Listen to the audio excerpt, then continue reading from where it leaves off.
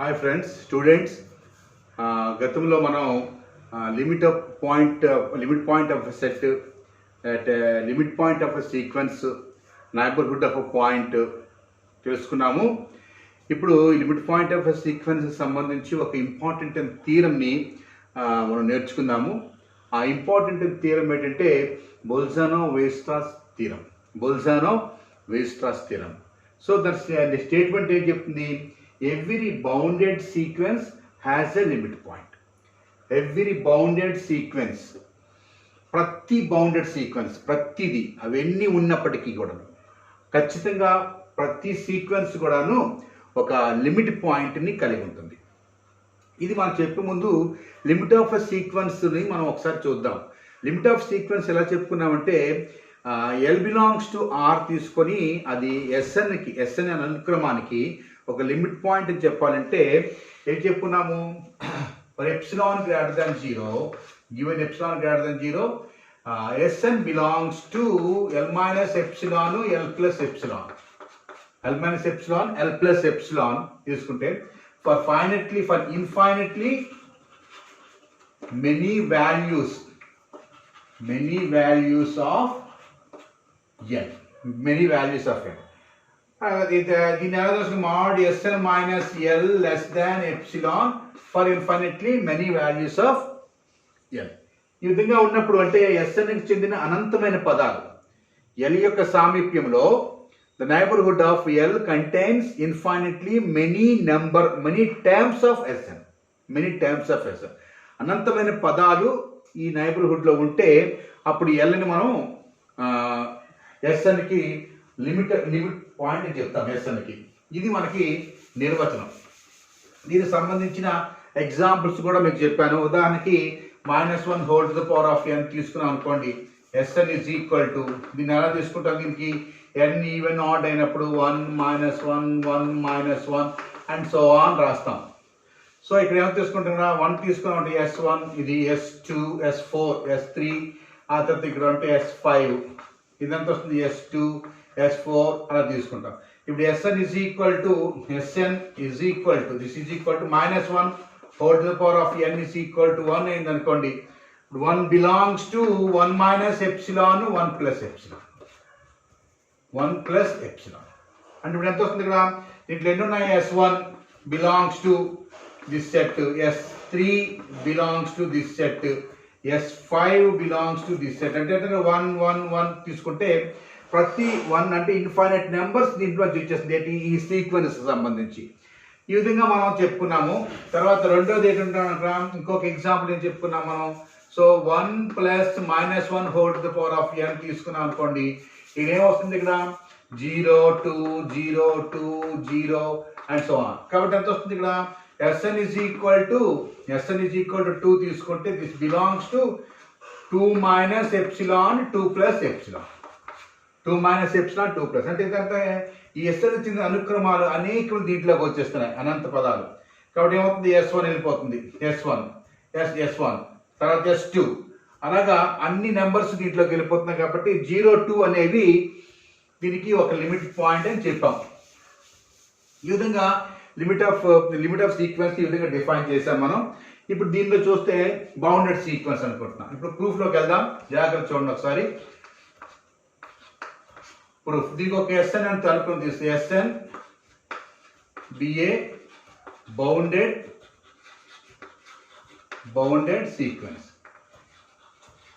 Sn be a bounded sequence and దీనికి ఒక range set తీసుకోవాలి. కాబట్టి ఏం తీసుకుంటాం? దీనికి range set capital A is equal to AN such that n belongs to n be its range set. ఇప్పుడు ఇది బౌండెడ్ అయింది కాబట్టి ఇది కూడా బౌండెడ్ అవుతుందంటాం. Since Sn is bounded implies A is bounded. So ఇంతవరకు మనకి క్లియర్. కాబట్టి Sn అనేది బౌండెడ్ సీక్వెన్స్ తీసుకున్నాము. దీని రేంజ్ సెట్ A ని ఈ విధంగా డిఫైన్ చేసాము. సో Sn బౌండెడ్ కాబట్టి A కూడా బౌండెడ్ అని మనం చెప్తున్నాం. సో ఇక్కడ ఏ సీక్వెన్స్ అనేది ఫైనట్ ఇన్ఫైనట్ మనకి మెన్షన్ చేయలేదు కాబట్టి అప్పుడు దీనికి సంబంధించిన రెండు కేసులు మనకి అరైజ్ అవుతాయి. ఈ సీక్వెన్స్ అనేది ఇన్ఫైనట్ ఫైనట్ మనకి మెన్షన్ చేయలేదు కాబట్టి మనకి దీనికి సంబంధించి రెండు కేసులు అరైజ్ అవుతాయి. ఒకటి ఇది ఏంటంటే ఫైనట్, రెండోది ఇన్ఫైనట్. సో ఇక్కడ చూద్దాం, ఇక్కడ కేస్ 1 చూద్దాం. కేస్ 1 ఏంటంటున్నాడు ఇక్కడ, let A is a finite. Let A is a finite set. Let A is a finite set అని తీసుకున్నాడు. ఇది ఎప్పుడైతే ఏ ఫైనట్ అయిందో, దీని ఎప్పుడైతే finite implies there exists some alpha belongs to A such that an is equal to alpha for infinitely many values of n. ఇప్పుడు జాగ్రత్తగా ఇందాక మనం చెప్పుకున్న దాంట్లో ఏం చెప్పుకుంటున్నాము, an is equal to, for example Sn is equal to 1 + -2 whole power n తీసుకున్నాం. అప్పుడు ఏం చెప్తాం, దాని some n is equal to even odd అన్నప్పుడు 0 2 0 2 0 2 వచ్చేస్తుంది. అప్పుడు ఏం చెప్పుకుంటాం కూడా, Sn is equal to 2 తీసుకున్నాం అనుకోండి, 2 యొక్క నైబర్హుడ్లో Snకి చెందిన అనంతమైన పదాలు చేరుతాయి. Sn is equal to 2 తీసుకుంటే 2 యొక్క నైబర్హుడ్లో Snకి చెందిన పదాలు అనంతం చేరుతాయి. కాబట్టి ఏమంటుంది ఇక్కడ, S2 అనేది Snకి ఒక లిమిట్ పాయింట్ అని చెప్తున్నాం మనం. అలాగే 0కి తీసుకుంటే 0 యొక్క నైబర్హుడ్లో Snకి చెందిన అనంతమైన పదాలు చేరుతాయి. కాబట్టి 0ని కూడాను Snకి మనం ఒక లిమిట్ పాయింట్ అని చెప్తాం. కాబట్టి ఏమవుతుంది ఇక్కడ, an is equal to alpha అయినప్పుడు therefore for any epsilon greater than 0 the neighborhood alpha minus epsilon alpha plus epsilon of alpha contain an is equal to alpha for infinitely many values of n. ఎప్పుడైతే an is equal to alpha అంటే కనుక్కున్నప్పుడు Sn is equal to 2 అనుకుంటే 2 యొక్క నైబర్హుడ్లో anకి చెందిన అనంతమైన పదాలు చేరిపోతాయి. ఇప్పుడు దీన్ని ఎలా రాసుకోవచ్చు దీనికి, సో ఫైనట్ అంటే A1 అనేది దీని నైబర్హుడ్లోకి వెళ్ళిపోతుంది, A2 అనేది దీని నైబర్హుడ్లోకి వెళ్తుంది, A3 అనేది అంటే ఏమవుతుంది, this is equal to Sn అంటే Snకి చెందిన ఇన్ఫైనైట్ నెంబర్ ఆఫ్ టర్మ్స్ ఈ ఆల్ఫా యొక్క నైబర్హుడ్లోకి వెళ్ళిపోతున్నాయి. So A1 is equal to alpha, A1 belongs to the neighborhood of alpha, A2 belongs to the neighborhood of alpha, A3 belongs to, అంటే అర్థం ఏంటి, Sn అనుక్రమానికి చెందిన infinite number of terms alpha యొక్క నైబర్హుడ్లోకి వెళ్ళిపోతున్నాయి. Therefore alpha is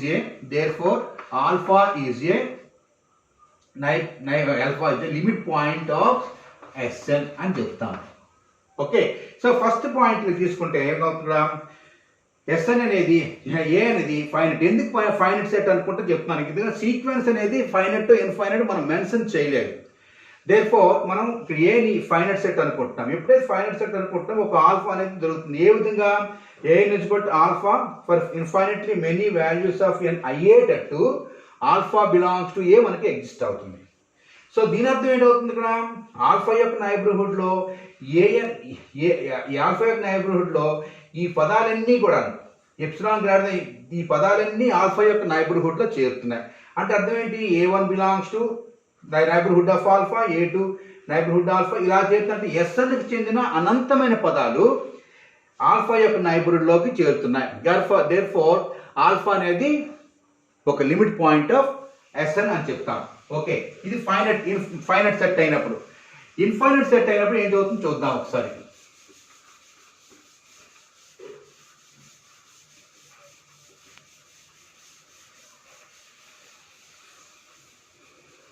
infinite set అయినప్పుడు case 2, let A be a infinite set. Infinite set, A infinite set అనుకున్నాం. So దీనికి ముందు మనం ప్రీవియస్ ఏం చెప్పాం, ఏ బౌండెడ్ అనుకున్నాం. ఇక్కడ రాస్తున్నాం since A is bounded and infinite implies A is infinite bounded set. Infinite bounded set. Okay, infinite bounded set అయింది. సో బొల్జానో వైర్స్ట్రాస్ థియరం ఏం చెప్తుంది సెట్స్ కి సంబంధించి, every infinite bounded set has a limit point. Bolzano Weierstrass theorem by Bolzano Weierstrass theorem, A has a limit point. So దాన్ని ఒకసారి explain చేస్తాను. Bolzano Weierstrass theorem అంటే ఏంటో చెప్తాను. అక్కడ every infinite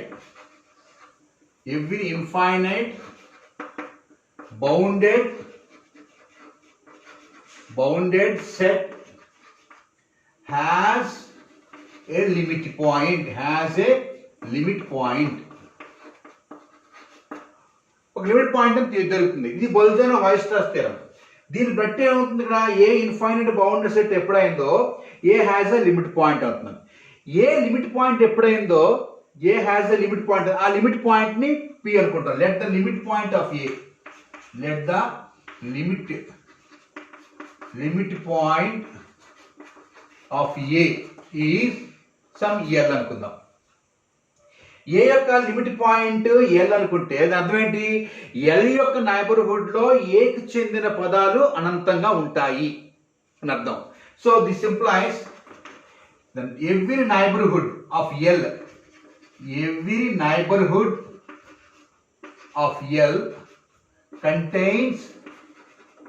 contains infinite numbers